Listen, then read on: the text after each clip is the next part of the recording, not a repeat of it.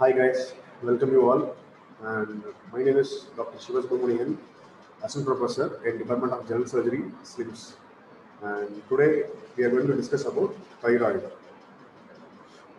So the objective of today's class is what is thyroid gland and what are the functions of thyroid gland and disorders and what are the causes of thyroid disorders, signs, symptoms, diagnosis and investigation part and then treatment to the treatment to your professional diagnosis and then how to prevent it in the early stage.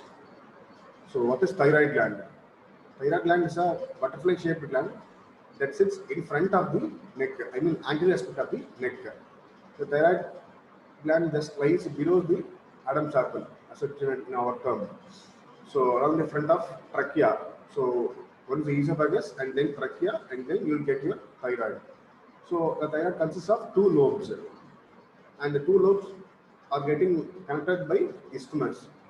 When the thyroid is in a normal state, I mean normal eukaryotic state, or without any disease, brain or malignancy, whatever it is. So when the thyroid is having no sort of disease, it will be normal.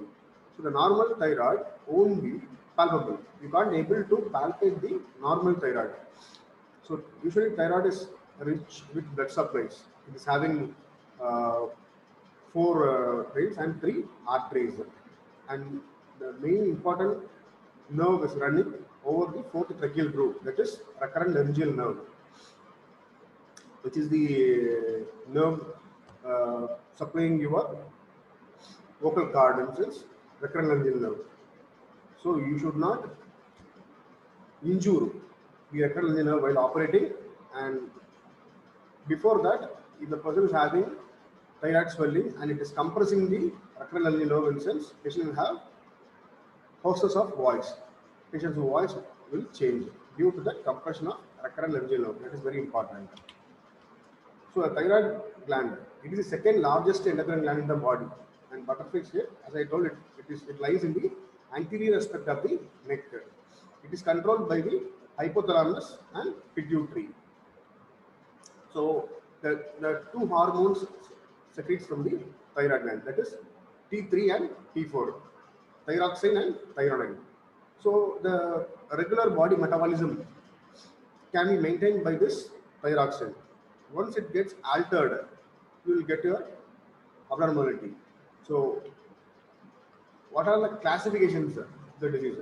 So either the entire thyroid gland will get enlarged, that is diffuse goiter. Goiter is nothing but swelling over the thyroid. So diffuse goiter in sense, the entire thyroid will get enlarged, multinodular. The term in sense will clarify you that multinodular goiter. Goiter is swelling, and nodular is nodular swelling. That is the swelling is nodular in consistency, and multi more in number. When you are having more than one, it is multi. The size doesn't matter. If we're having a size of 3 cross 2 or 2 cross 2, whatever it is, and one more swelling with 0.5 into 0.5, that itself will indicate multinodular goiter. And one more thing is solitary thyroid nodule, that is one single swelling on in some other lobe, like the right lobe or in left lobe. So we'll discuss about diffuse non-toxic goiter. So what is diffuse non-toxic goiter? Goiter is swelling, and non-toxic is there is no sort of primary toxicosis or secondary toxicosis in a particular patient, and diffuse swelling. So diffuse non-toxic goiter. The compensatory hypertrophy and hyperplasia is due to a decrease in T3 and T4. So the hormones of T3 and T4, whether it gets altered. So because of that, you will get hyperplasia. And the diffuse in term, here it involves the whole gland, and it would not associated with hypo or hyperthyroidism. The patient might be in a eukaryotic state, but having all these things. And disorders. So thyroid disorders can range from small, harmless goiter that needs to treatment to life-threatening cancers.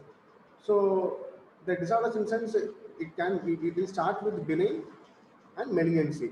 So benign, it might get saltatory nodular goiter, multinodular goiter, and then malignancy depends upon the type. We have to go for the treatment. So the most common thyroid problems involve abnormal production of thyroid hormones.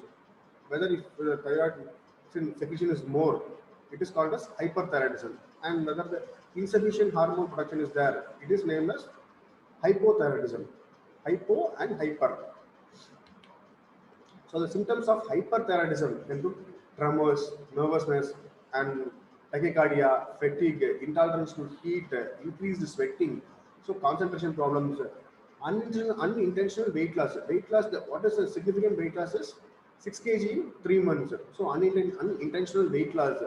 Weight loss where you will get, the patient will be having loss of appetite, and because of that loss of food intake will be there, and sometimes the dysphagia. Because of that, patient won't able to take food properly. So she will get unintentional weight loss, and this is symptoms of hypothyroidism. So fatigue, poor concentration, and feeling mentally foggy, like they'll be dull and dry skin, constipation, fluid retention, muscle and joint aches, depression, prolonged or excessive menstrual bleeding in women. And this is usually thyroid disorders are more common in women when compared to male.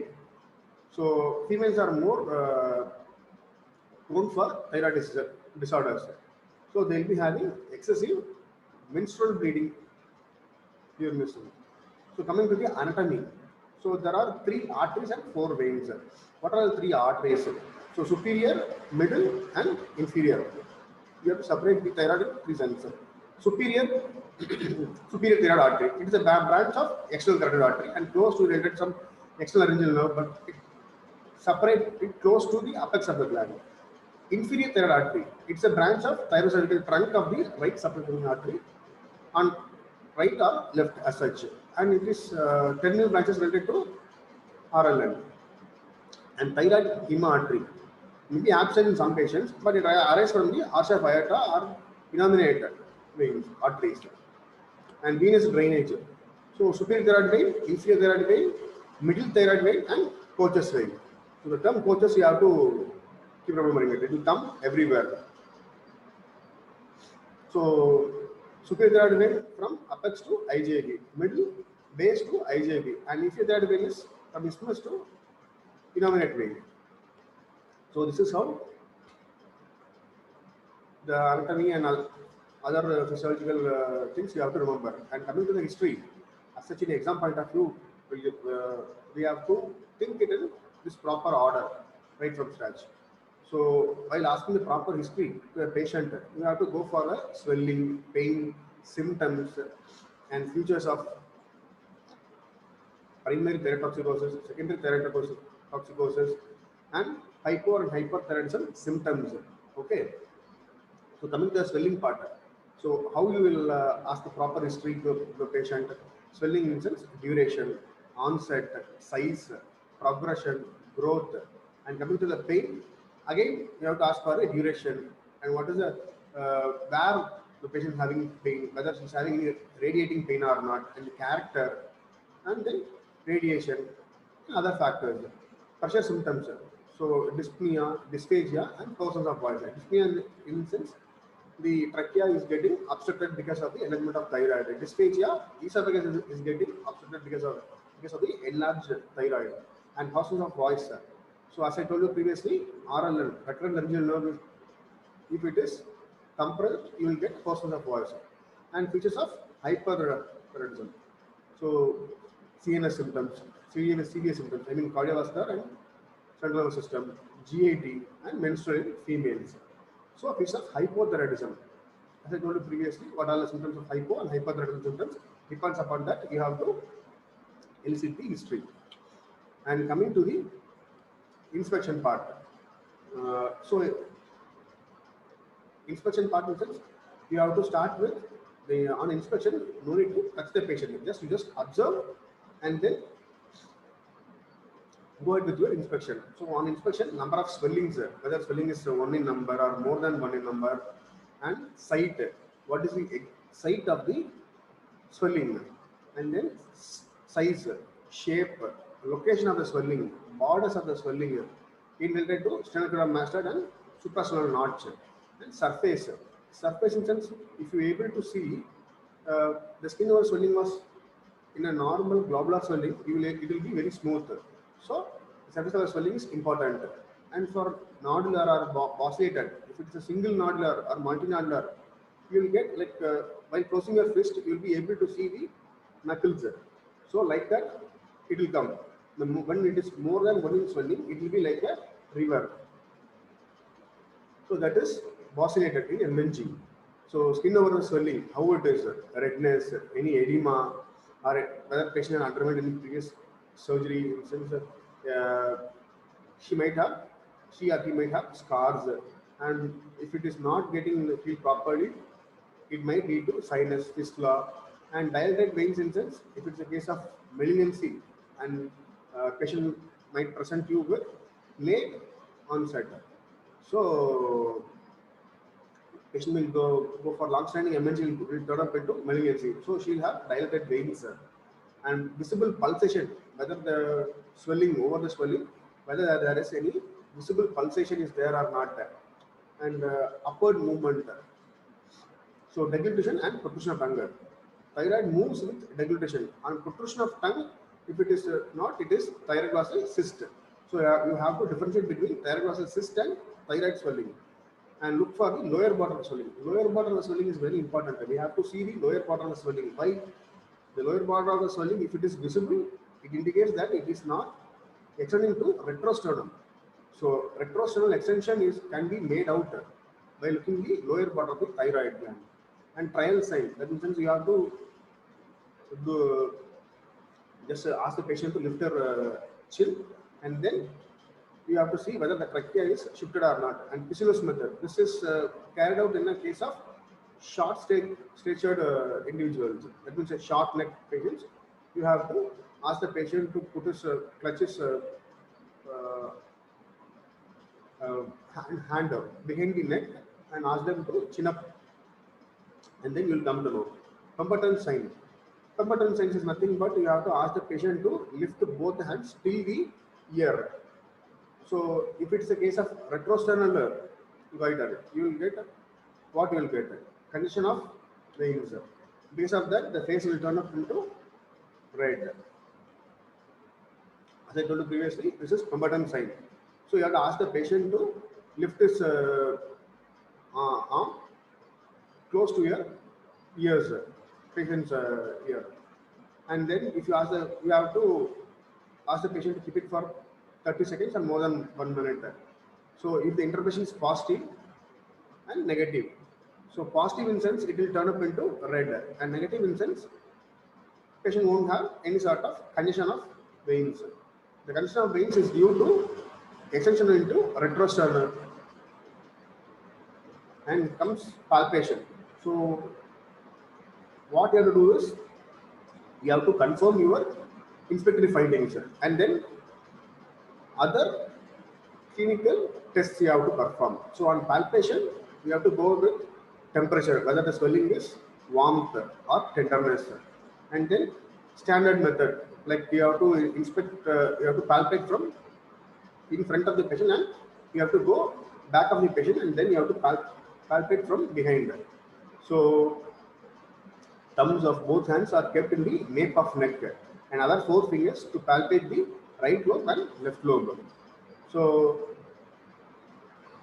what you will do, you have to do the same things. What you have to confirm your inspector findings, the site, the surface, and any other nodularities there or not. So you have to do all those things, and there are some tests to elicit it. So Leahy's method. So what is Leahy's method? You have to stand in front of the patient to examine the posterior aspect of the right and left lobe. So how will you check for the right lobe first? For that, you have to push the right lobe with your right hand. Like if you see A, C, and this is B, and AB is connected by C in sense, you have to push the A from medial side. So what will happen? It will push towards the lateral side. Then you have to go behind that, and then you have to examine like this.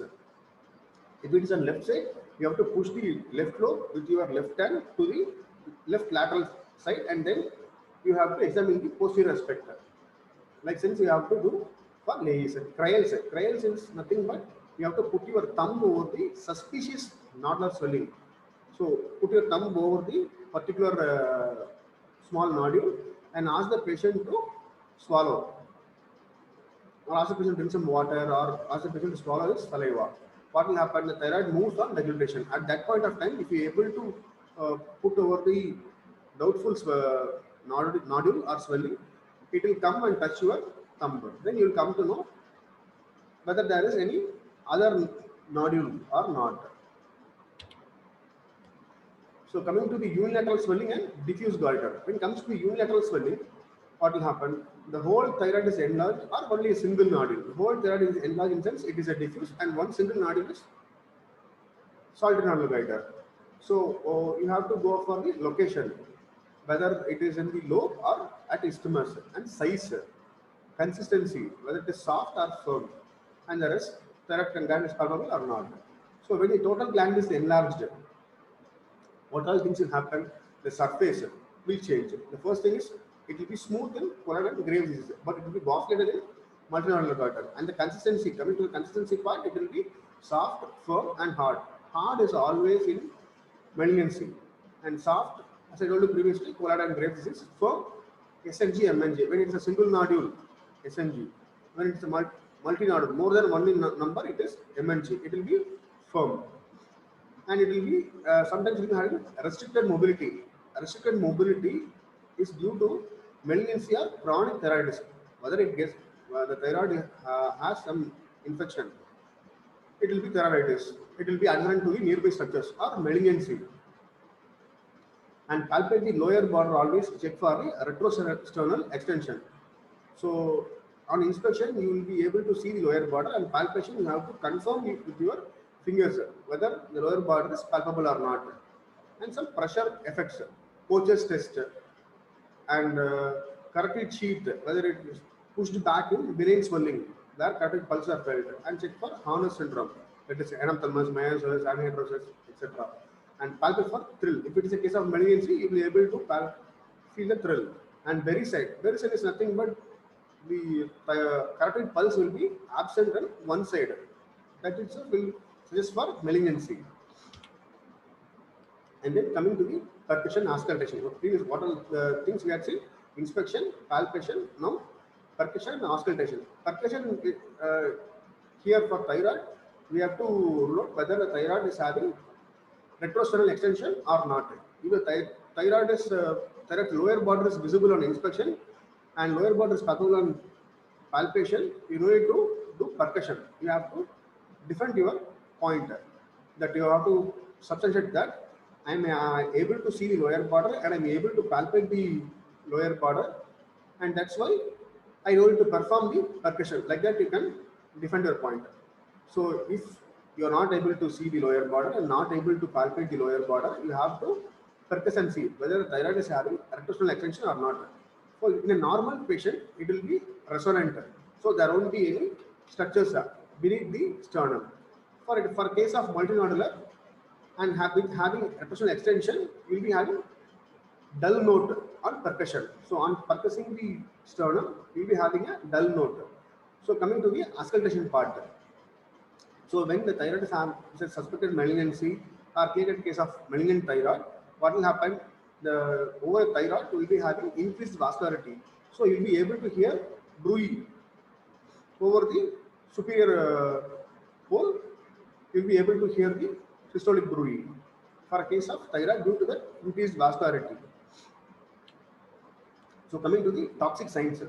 So in the case of primary thyrotoxicosis, secondary thyrotoxicosis, you have to elicit the toxic signs in the patient. What will happen? Over the pulse, the rate, rhythm, characters will change. And tremors. Tremors you will be able to see hands, outstretched hand like this. You can able to see tremors over hands, and fascination of tongue. As the patient to put his or her tongue out without any hole. So the tip of the tongue will be having tremors, and thrill and bruit. As I told you previously, what is thrill and bruit? And you have to check for eye signs. So eye signs is very important in thyroid. So what is Naviger's test, Jeffroy's sign, exophthalmos, and all these things you have to read. There are some 16 eye signs are there, out of which you have to minimum you have to know about 6 to 7 important toxic signs as an exam point of view. And clinical presentation, when she will present. So when it is cosmetically she is able to feel or able to see some swelling in cells, she'll present to you. And discomfort, as I told you previously, any pressure symptoms will make the patient discomfort, dyspnea, dysphagia, or portions of voice, and irritating cough. So because of the irritation of the huge swelling, she might present to you. And wish to acute malignancy.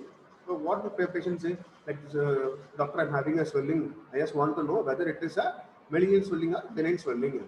Like that, they'll come and present you. And symptoms of hypo and hypothyroidism. At that point of time, they'll come and present to you with the swelling. And how you have to work up the patient. So if you are have the conclusion that it is a case of SNG or MNG, whatever it is, you have to confirm your professional diagnosis first. For that, you have to work up the patient. The ideal thing is, before doing invasive workup, you have to go for the non-invasive study first. So you have to start with ultrasonogram. So FNAC, you will be able to, you have to poke the concerned nodule, and then you have to aspirate it. So for that, you have to go for ultrasonogram. So ultrasonogram is the ideal investigation of choice for case of thyroid. So you have to go for ultrasonogram, and then FNAC, fine needle aspiration cytology, you have to do. And then laboratory investigation, what you will do, thyroid profile you have to do, T3, T4 and TSH, free T3, free T4 and TSH you have to do. And imaging studies, for a case of doubtful or any suspicious malignancy, on ultrasonogram you have to go for CT imaging, contrast enhanced computerized topography, CECT you can do.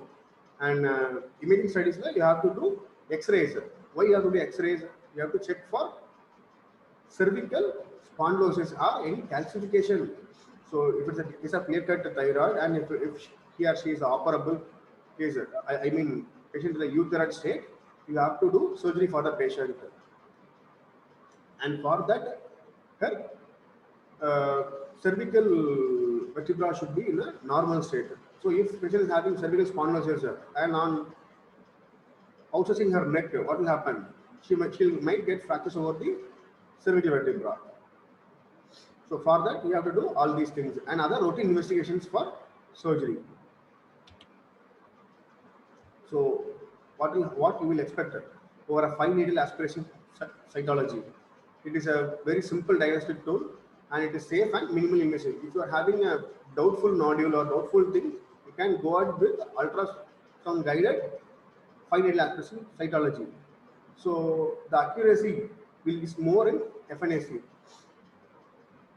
An indicator in the case of palpable swelling or doubtful swelling or over the lymph node, any suspicious lymph node is there in sense, you can do FNAC over the particular site.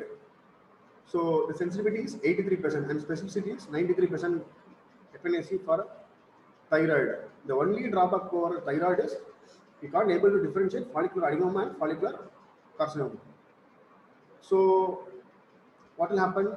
The vascular invasion you won't be able to see in the case of in FNAC.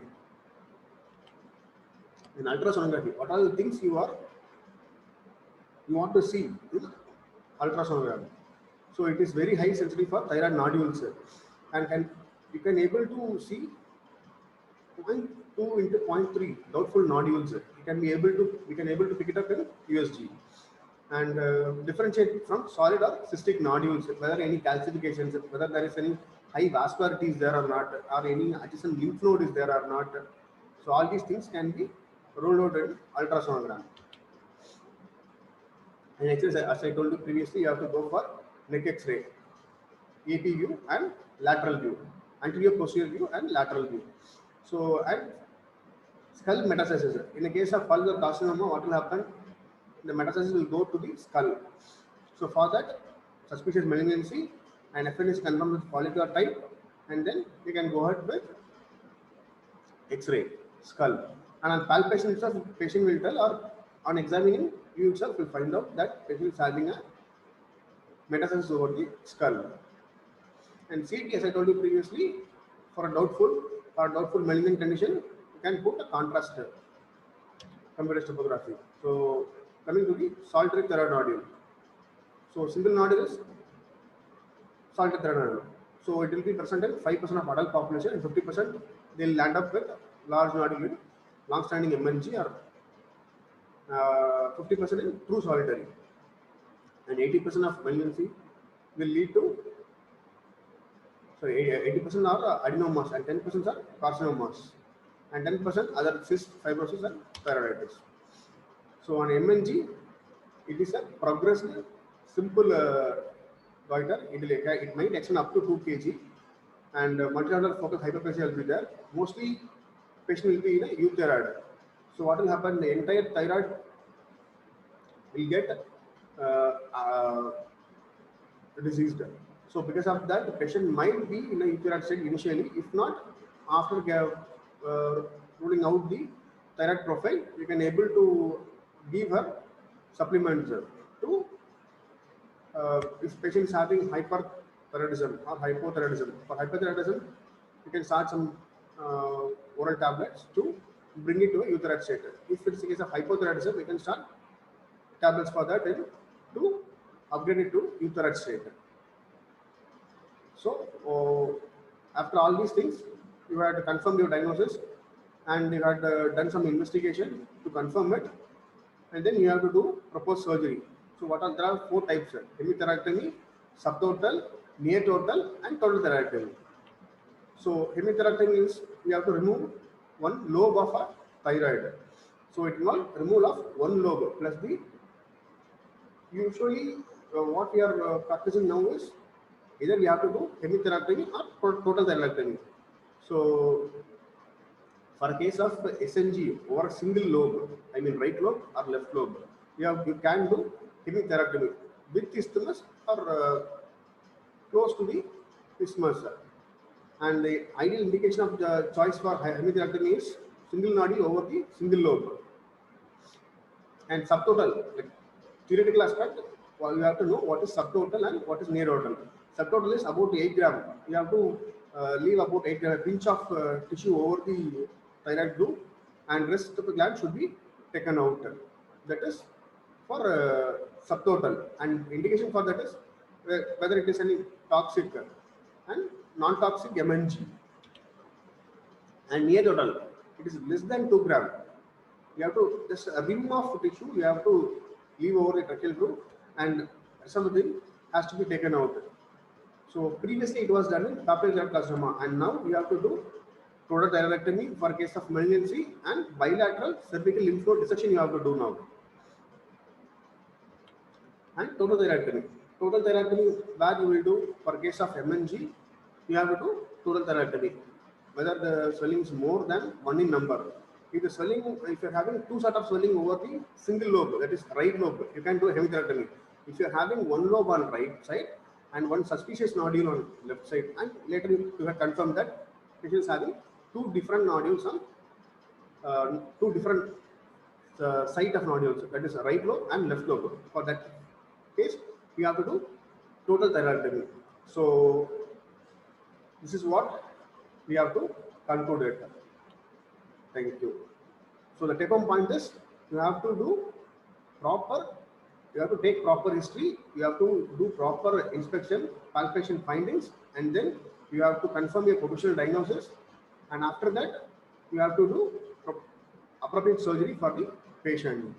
And the main thing is, you have to follow up the patient. You have to like after surgery, post surgery, or you are preparing for surgery, you have to educate the patient, like why you have to do, and what all things might happen if you are not undergone for surgery. And for a post surgery, you have to tell the patient like what all the things she has to do and how her diet should be, and those kind of things you have to explain it to the patient, and then patient should be in a regular follow up. If you are having a, if it is a case of malignancy, obviously patient should be in a follow-up. If it's a benign swelling and you want to operate it, so patient should not get that fear. So you have to educate her. You have to check for her thyroid profile frequently. For every 3 months, you have to check the thyroid profile and you have to give supplements for that. So for that, patient should be in a regular follow-up. So being a surgeon, you should not do a surgery and then leave as such. You have to follow the patient and you have to stand with the patient for a welfare of the patient. Okay. Yes. Fine. Thank you.